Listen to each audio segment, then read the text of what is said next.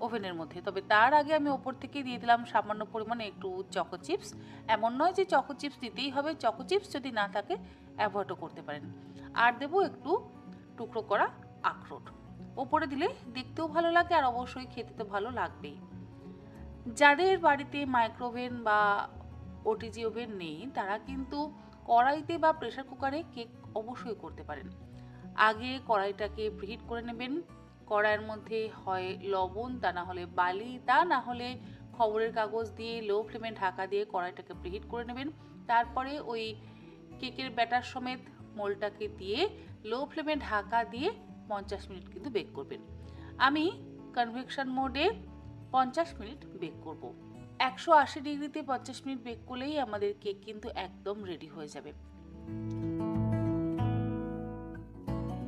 দেখুন কেকটা কত সুন্দর ফুলতে শুরু করে দিয়েছে। আর এমন নয় যে ডিম দিয়েই আমাদের কেক বানাতে হবে, ডিম ছাড়া কেকও কিন্তু অসম্ভব সুস্বাদু হয়। আর সময়ও খুব কম লাগে, কারণ ডিম ফেটাতে সময় বেশ অনেকটা ব্যয় হয়। ডিম ছাড়া যদি কেক তৈরি করতে হয় না, তাহলে দেখবেন খুব কম সময়ের মধ্যে সুন্দর কেক তৈরি হয়ে যায়। 50 মিনিট পর আমি কেকটাকে বের করে নিচ্ছি ওভেন থেকে। আমাদের আটা কেক কিন্তু একদম তৈরি। যদি আপনারা চিনির পরিমাণ আরেকটু কম দিতে চান সেটাও দিতে পারেন। আর দেখুন কেমন সুন্দর আমাদের কেক বেক হয়েছে। ওভেন থেকে কেকটা বের করবার পর কিছুক্ষণ নর্মাল টেম্পারেচারে রেখে দেবেন। ঠান্ডা হয়ে গেলে তারপর আমাদের কেক কিন্তু আনমোল্ড করতে হবে।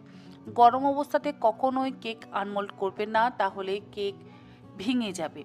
আর কেক ভেঙে গেলে দেখতে একেবারেই ভাল লাগবে না।